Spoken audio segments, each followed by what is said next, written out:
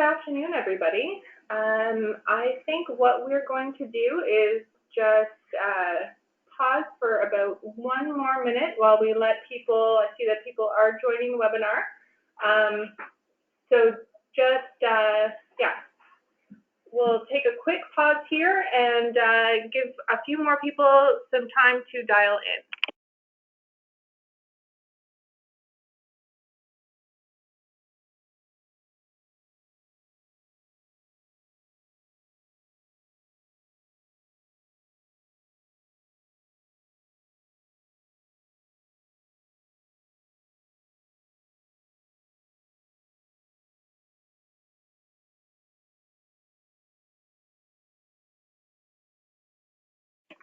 Okay, so in the interest of being gracious of everyone's time, I think we'll get going here. So welcome to our NMR Strategies webinar today.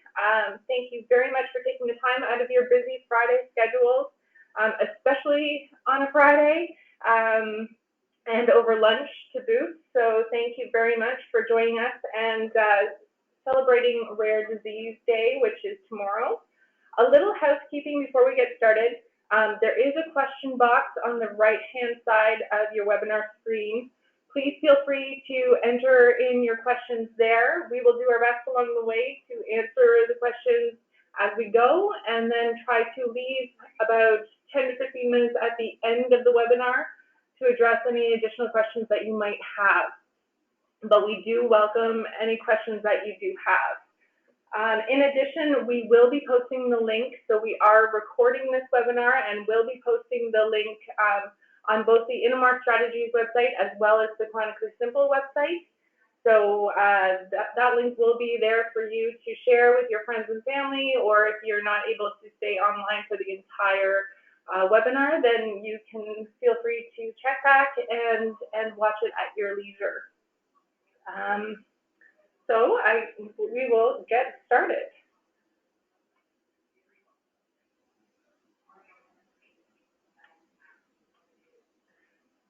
Okay, so as I had mentioned, tomorrow is Rare Disease Day. So at NMR, supporting the unique and complex needs of rare disease patients is very important to all of our associates here. We have over 30 PSPs that we run in this space, but I think it's very important for us to kind of take a step back and speak to the patients that it is that we are supporting and really understand their journey and the unique needs that they have. So today we wanted to take this opportunity to focus on Rare Disease Day, especially since we're in a leap year. It's even more rare and special of a day, so it's very exciting for us. There are more than 300 million people living with one or more of the over 6,000 identified rare diseases around the world. Tomorrow aims to raise awareness among the general public and decision makers around rare diseases and their impact on patient lives. So we're very pleased, Christy, that you're joining us today and everyone on the line to get a glimpse into the real life journey, the daily challenges, and the experiences Christy Dickinson has had as a Canadian rare disease patient. So Christy was diagnosed with EDS at 37 and found power in this to create Chronically Simple, which is a healthcare app to manage her healthcare and with the intention of empowering others to do the same. Christy has been profiled on both Forbes Women and National Post, and is also a board member of the Ontario Health Team, the Digital Health and Performance Measurement Board as well. So thank you, Christy, and welcome. Thanks, Jen. Excuse me. So can you talk to us a little bit about the unique challenges that you do face as a rare disease patient? Absolutely. I think probably the first challenge that I have to talk about is the length of time to diagnosis that most rare disease patients face. So, for example, it took probably close to almost 8 years, 7 to 8 years, for all of the pieces of my health puzzle to fall into place and for me to I guess, secure my diagnosis of Ehlers-Danlos syndrome. What comes with my diagnosis is also a host of comorbidities. So for a lot of rare disease patients, you're not dealing with just one single diagnosis, but you're managing several. And the journey to that is often, littered with misdiagnoses, unnecessary tests, a lot of doctor's appointments, and oftentimes what we don't talk about are the mental health side effects that come with that journey. It's hard to not feel well and then to not know why you don't feel well. So I think that's one challenge that the rare disease community faces that would be different from, a typical condition. Another challenge that I find, and I know I am not the only person in my community finds, is that oftentimes we know more about our conditions than the healthcare practitioners that are treating us. And, part of that is to be expected. I know a lot of doctors through both friends and family, and, you're in medical school and you have a certain period of time to learn all the things that you need to learn in order to provide the best care possible to the people that you're treating.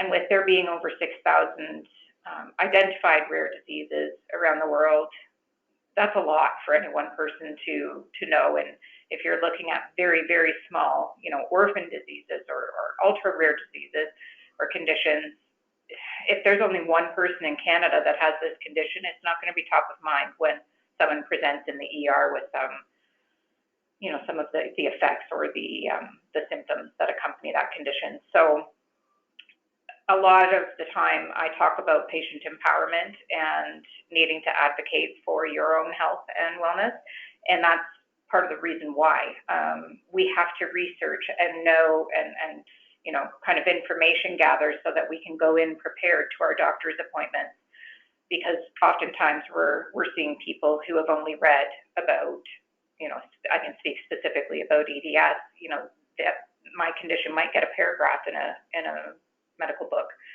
So it wouldn't be top of mind. We talk a lot about when, or not we, but our community has heard about, when we present in the ER with some symptoms, doctors look at us or look at the symptoms, and if you hear hoofbeats, you think horses. But for the rare disease community, zebra is our spirit animal, I guess. I'm not sure what it's called, mascot, if you will.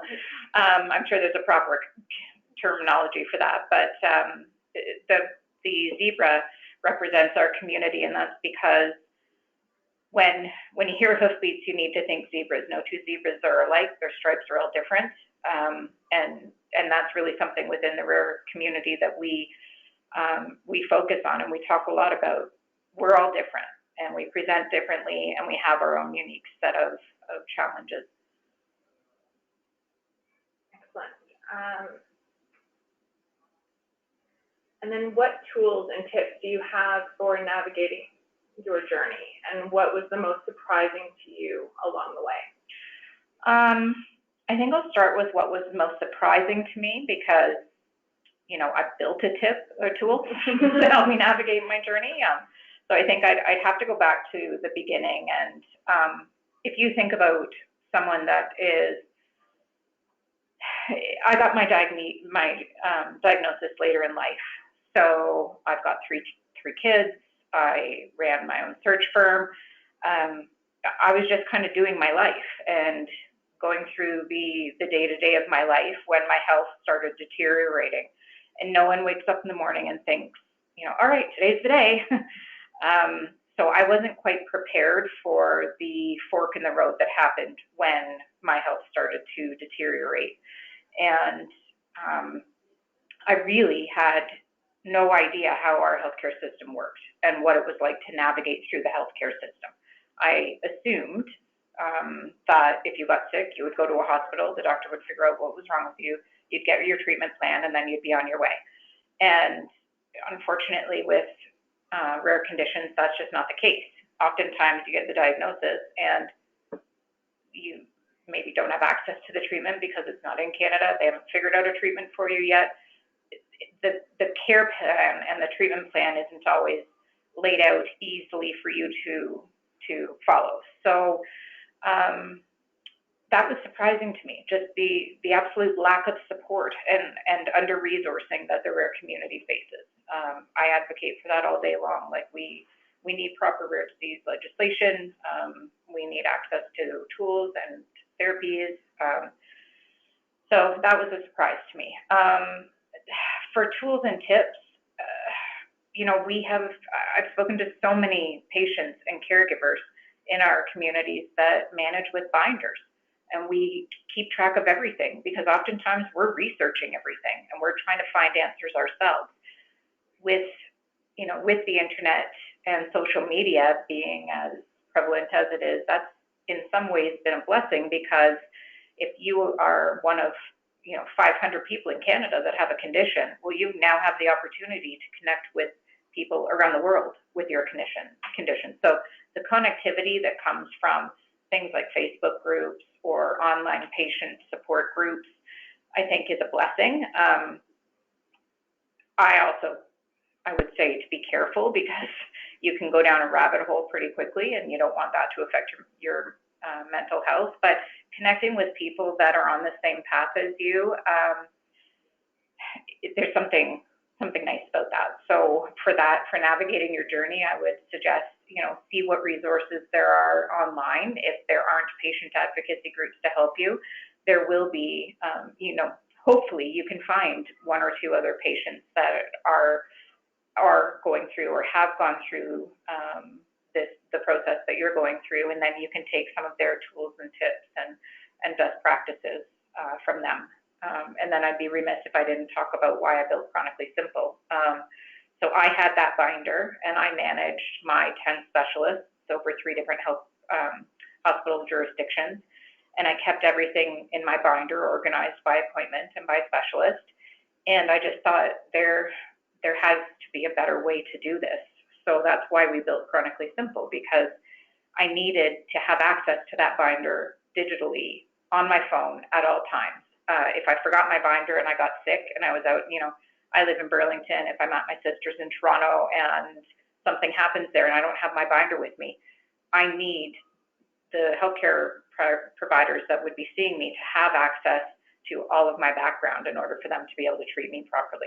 So that's really the most important reason why I built Chronically Simple, was so that I would have all of my information readily available during times of need, or have my support, my care team, my sister, my husband, my dad, my friends, so that they would have access in order to speak for me if I wasn't able to speak for myself. And I know from talking to you previously, there was, you have obviously a big focus on mental health and the importance of understanding the impact to a patient's mental health. Can you talk to us a little bit about, what you think is important for people to know there? Absolutely. I think that, going back to using my story as an example, 1 minute you're on a trajectory that is, I'll use air quotes here, but normal. I have 3 kids. I have a husband that works. I've got a house. I'm like a picket fence kind of, dream.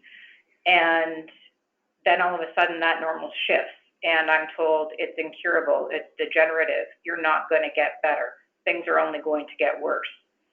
And I didn't know how to, I went into survival mode, okay, I'm a pretty stubborn person, and I don't like it when people tell me that I can't do things, so I will get better, and I will figure this out, and I will continue to live and thrive. I've got 3 kids that need their mom.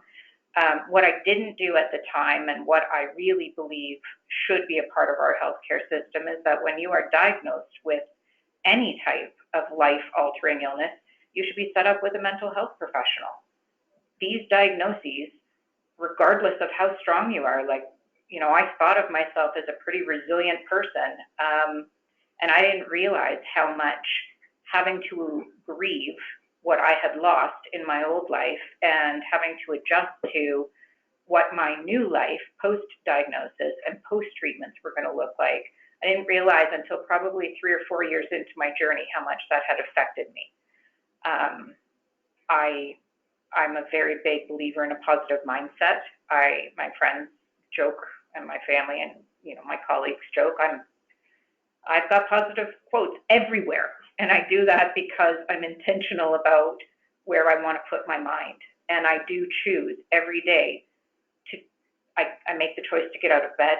I make the choice to even no matter how bad I'm feeling, even if I can only get out of bed to brush my teeth and hug and kiss my kids goodbye to go to school, I will do that with a smile on my face because I don't want to have to sit in suffering unnecessarily. And I know that's hard. And every day is a challenge, but I just think don't ignore your mental health is just as important as your physical health. And just because we can't physically see it doesn't mean that it should be ignored. So give yourself time to grieve your old life and figure out, what best serves you for your new life moving forward.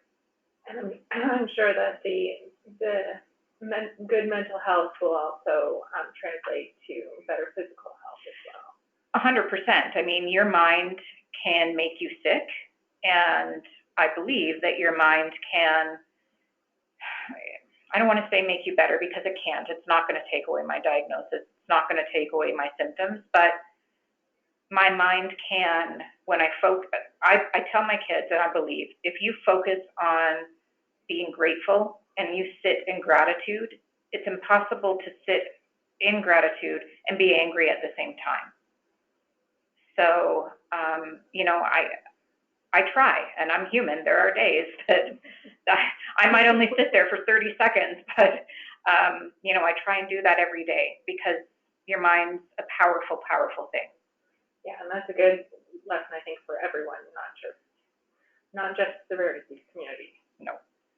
So what do you wish other people knew about having a rare disease? That's an interesting one.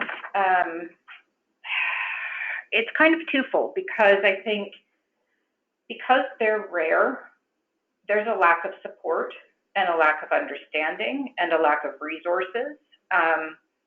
Oftentimes, you have something that people just don't know what to do with.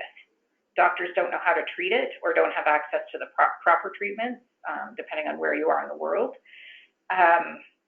You have to push and fight and advocate for care, and that doesn't come naturally to a lot of people. So I think that I wish that other people knew that there might be only 10 or 15 people in Canada that have this condition, but those 10 or 15 people matter.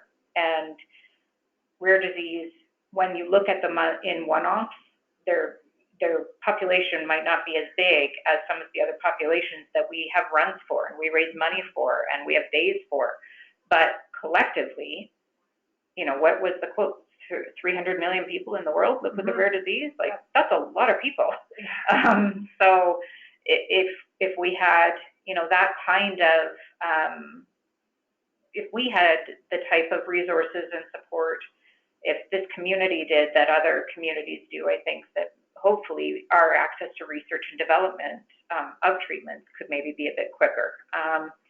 So that's one thing I wish. And the other thing I wish is there's a big social impact to having a rare disease. I think when you see someone going through a journey, and I can use cancer because it's touched my family. My mother was diagnosed with multiple myeloma when I was young, and as soon as she got diagnosed, her family rallied around her, her friends rallied around her. She had an amazing support system. She went through her chemo, she went through her radiation, she got her treatment. There was a visible change to our family, and our support and people rallied around to help our family through that. Oftentimes, when you're living with a rare condition, it's an invisible illness, and that can be, that can be a challenge because when you look at me on the outside, I look at this picture of my family and I from Monday night, and I don't look sick. But inside, I'm a bit of a disaster. It's just the way that it is. So I think oftentimes a lot of our suffering happens, not as open to the public. And I'm okay with that. It's just, I've heard a lot through my community, you'll see someone park in a handicap space and get out of their car and walk into the grocery store, and the automatic assumption is they shouldn't be parking there. They're not sick. Well, they might have a heart condition that you can't see.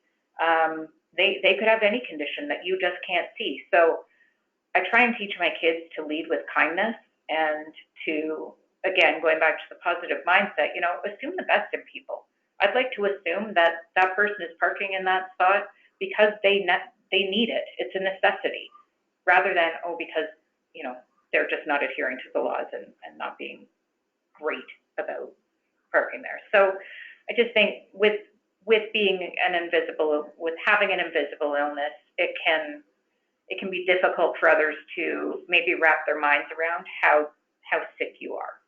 And I'm sure if you look like you have always looked, people might think you're cured or, you're over the hump, so to speak.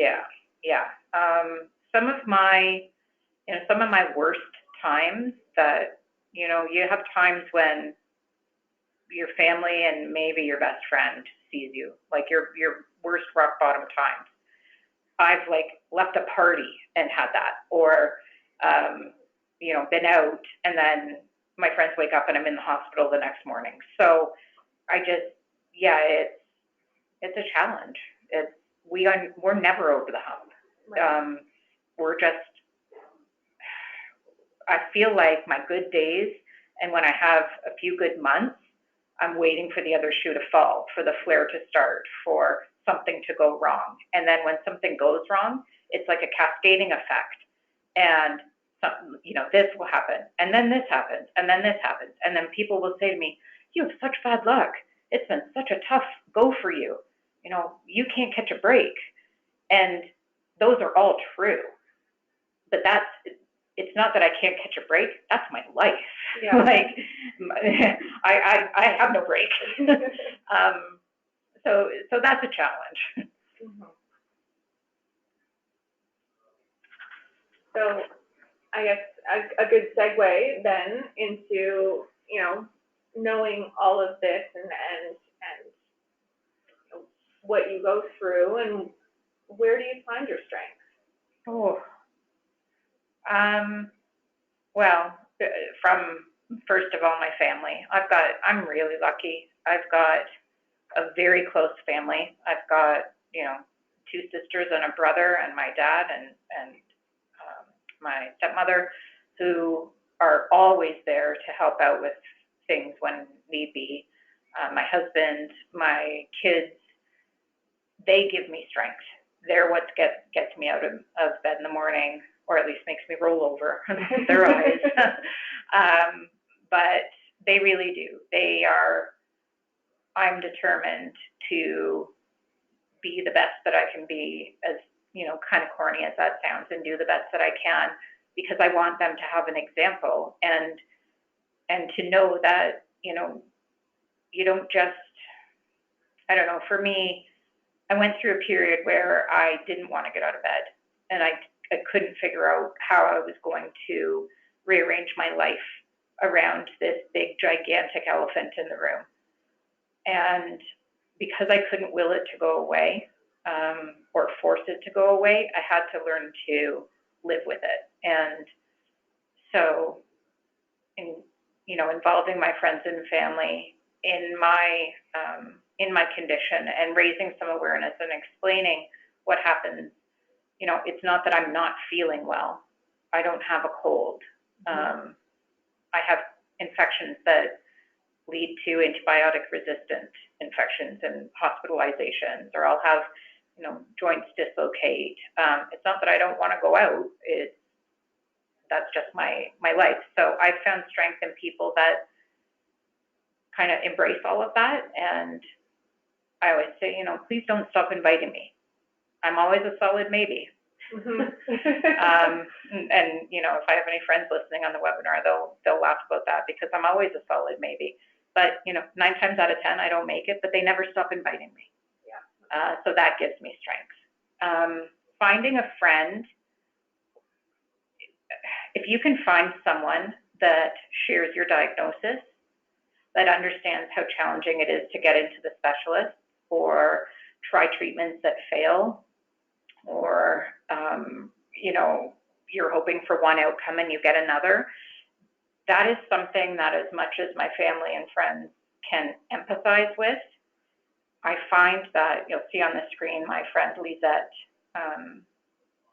she's got EDS as well, and having her walk alongside this journey with me has been phenomenal, because I could text her or call her and say it's a bad day, and I don't need to say anymore. So I think if you can find a person, an online person, if you're an ultra rare community member, you can find anyone that knows a little bit about what you're going through and can share some best practices or just hold your hand, that gives me strength as well. And do you find that there is a wealth of communities out there? So to be honest, before I started Chronically Simple, when I first got diagnosed, I went into a few communities and I couldn't find my people in them. Mm-hmm. Oftentimes, and I think this is true in life, people comment when things are going wrong. Not often do they comment about, hey guys, it's a great day today. Yeah. And especially in the, the patient communities, I think it's easy to find commonality when things are going wrong, and you almost don't want to say, I'm having a great day today. Because there's guilt in that. Yep, absolutely. Yeah. And I think if we could turn that around a little bit and celebrate those small wins, celebrate the days that you can take a shower without needing a nap afterwards, or you can go to work, or you can, run around the park with your kids, whatever your small wins are. If we could find groups that celebrate those, and I have, so is it easy, sorry, I'm on a tangent, is it easy to find these communities? It's easy to find communities. I think it's hard to find communities. That's a personal thing. So right. I would suggest, spend some time in them and then remove yourself from the ones that don't make you feel good and stay in the ones that you gain things from, knowledge, resources, shared understanding, like I said, a holding hand or a helping hand when you need it, but also find those people that will bring you up and celebrate your wins, because we need to do that more. I think we need to do that more as a society, but we definitely need to do that more when we have our good days. And you said you've even found specialists and referrals, like opportunities for referrals through those communities. Oh, we find specialists who are the best specialists, what trials, clinical trials, drug trials, studies, research studies. Guys, the one thing about the rare disease community is it might be under-resourced, but its patients and caregivers are on fire. They are fierce because they have no choice. Right. And so when we find something that works, we share it. And what I love is, when I'm in one of my online communities and, someone shares something, there's an honesty there. We share things to benefit people or to help people, and I know that it's been vetted. Right. There's also, I found out about a drug shortage, a drug that I'm on. I found out about that, not from a specialist, but from one of the advocacy communities that I'm in. Excellent. So important information sometimes. Yeah. So going back to this theme, one of the themes that the Rare Disease Day organization has put out is Rare is Strong Together. What does that mean to you? So to me, Rare is Strong means, well, I think I I think you just touched on it. The fact that the community is a fierce one, and like you come together, and when you operate as a community, you're a force to be reckoned with. Absolutely. But I also think there's something to be said for quiet strength. So when we rally and we hold days and we come together, that is a strength. But there's also, you know, strength in getting out of bed in the morning. Mm-hmm. Sometimes that is your strength. And if you can go through the journey to diagnosis, like that makes you strong. The number of times that a rare disease patient is misdiagnosed, put on incorrect treatment, you know, swept aside because doctors just don't know, or, you know, I feel like doctors are healers, and you go into that profession because you want to fix people. And oftentimes, if you're dealing with a condition that has never been recognized or is so wildly under-researched that you don't know about it, it's frustrating. And everybody in the healthcare system is frustrated. The patient, the caregiver, the specialist, you know, the GP, they're all frustrated, and that is hard to navigate through as a patient. So if you navigate to that and you get your diagnosis, you're strong. Like, it takes strength to continually get back up and beg or fight or go back to the doctor and say, I'm still not well. Right. This treatment isn't working. We have to keep digging. Yeah, that is definitely, especially when you go in looking for information. Yeah. And end up being the one giving the information.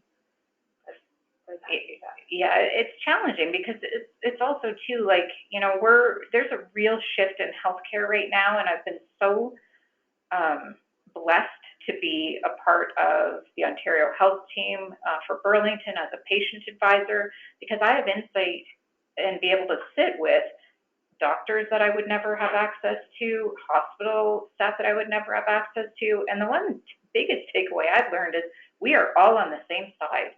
And it can feel like oftentimes we are alone in this boat. You know, doctors don't know what to do with us. Our family doesn't know what to do with us. Sometimes you can't work. Like, you're feeling very isolated and alone. And what I've learned through the past, you know, through the months that I've been working with the OHT is everybody wants the same thing. They have their different frustrations, and they don't feel good when they can't figure out what's wrong. So the change in healthcare that we're seeing in terms of access to virtual care and digital health initiatives, and patients being more empowered, and patients having a voice at their table. The idea of no healthcare decisions about me being made without me, you know, 10, 15 years ago, that wouldn't even be on the table, right? Your doctor writes you a script, you take it because they know what's best for you. Well, in the rare disease community, that's not always the case. We're often learning together at the same time. That can be scary, but it's also kind of empowering, I think. So I know from an NMR standpoint, we had you speak at one of our NMR Live conferences. You spoke at the CORD conference. You've been in Forbes and the National Post. Like, how does I look at you and think, wow, that's inspiring. This, you know, you're this powerful woman out there telling your story. How do you feel about that? Oh, well, I think it's surreal.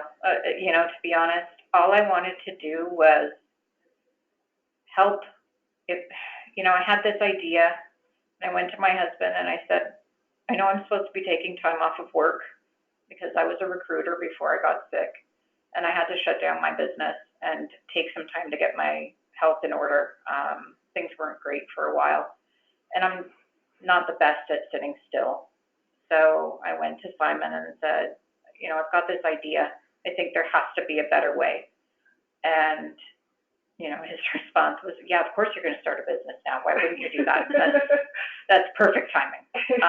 And also you don't have any tech background, so what are you thinking? But all I wanted to do was, if we could help one person not feel as overwhelmed or stressed or vulnerable or overlooked or out of control, then that would have been good enough for me. I didn't start Chronically Simple to build this big business and speak on stages and travel and, you know, be an expert in anything. The only thing I think I'm an expert in is figuring out ways, like finding better ways to do things and easier ways. Because on the other side, we had my friend McLean and my dear friend Brenda. And I look at him, he's 12, he's one of my son's best friends, and he's got cerebral palsy. And I look at Brenda as his caregiver, and like, that's strength. Pediatric caregivers, I just bow to. When I speak to them, I learn so much from them. I can't fathom the idea of having to, you know, navigate this health system for my child. So did I ever think I'd be here? No.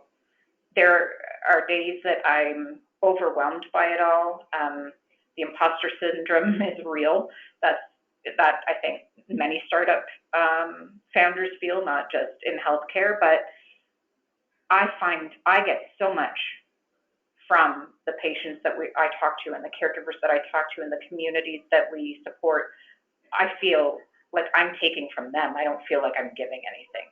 So as long as we're always learning, as long as the patient is always at the heart of every single thing that we do, is this right for the patient? Is it right for the caregiver? As long as we're getting, you know, notes from mothers that we made that doctor's appointment easier because she had everything right at her fingertips, or we offered, you know, a tip or a trick on our social media and that made someone's life easier, or just they resonated with it. Like, it's a safe place to go where people understand that sometimes just having a shower is a lot. So I'll keep doing what I'm doing, feeling as scared and out of water as I feel most days. If you've ever heard me speak live, I know you have, it's not pretty. I can't use the clicker. I sometimes don't talk in the microphone, but what I will always be is authentic. And all I can do is tell my story and hope that maybe some of the missteps and the, you know, the potholes that I fell in, maybe if I share my story, you can avoid that. And then maybe your journey might be a little bit easier. Definitely. Okay, so I think we are doing really great in time.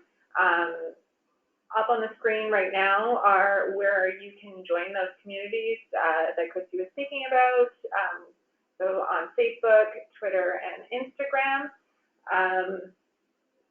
Feel free at this point, if you have any questions, to enter them into the question box. Lawrence wanted you to know that you're amazing. But if anybody else does have any questions, I do have a couple. Can I interrupt you for a minute while we're talking about our social? One thing, you know, since I talk so fast and we have some time, one thing that I'm very proud of and that I can't wait to watch over the next few years is the community that we are building, you know, one person at a time. But we are building a community where families and parents and, you know, wives and husbands feel like maybe they have a voice. We have some families that we're going to be profiling. That's what gets me out of bed every morning, knowing that we have an opportunity to give these people a platform to share their stories. I can't wait. So, you know, a shameless plug, please follow us on Instagram and our social media channels, and look out for our stories of our families that have so graciously decided and offered to share their stories and give us some glimpses into their lives and the amazing inroads that they're making throughout their diseases, their rare diseases. We're very excited about that. Excellent. So we do have a question here. So Melanie says, I love the idea of celebrate the small wins. What is one for you recently? A small win for me recently was going to City Hall on Monday night. And, oh, geez, I'm going to get emotional. Having my family stand next to me and watching, oh, sorry, guys. You're not supposed to cry on webinars. That's not professional at all. You know, I worked with my very, very good friend who runs the Angel Project. Please check them out. They do amazing services for patients in need.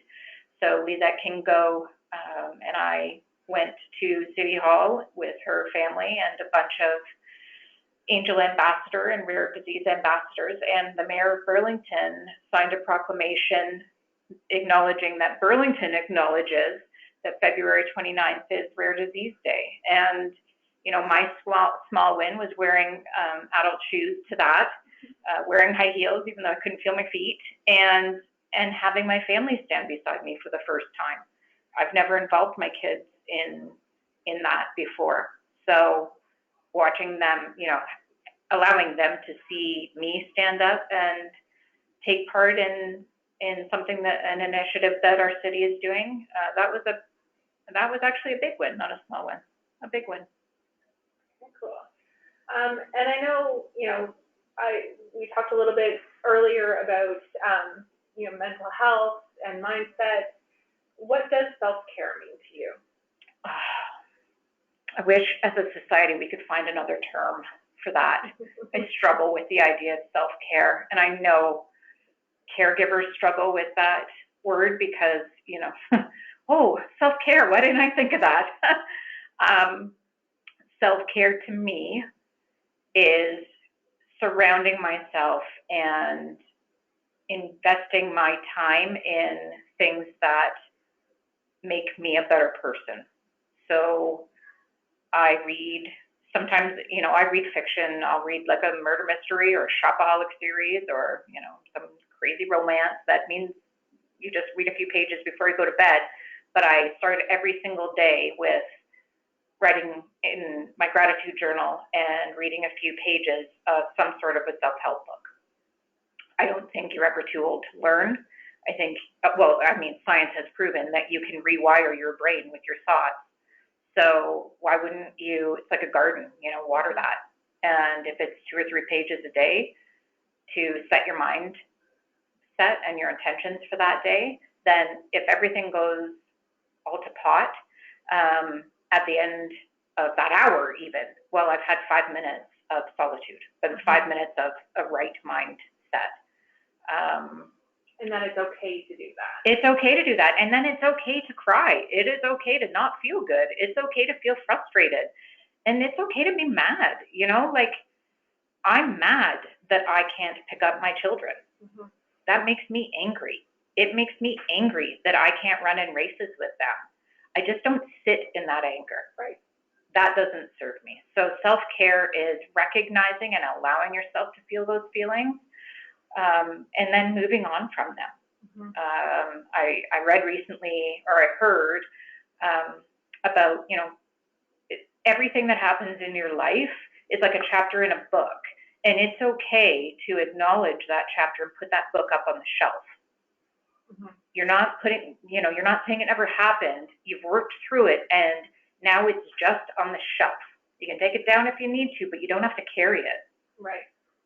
You've got a new chapter. Every day is a new chapter. Every day is a new opportunity. And it sounds cheesy, but be where your feet are. Be where you are. Be present when you're, and that's another thing that's really overdone and oversaid, but I'm very intentional with my time, and the chronically ill population will know you only have a certain number of hours every day that you feel good.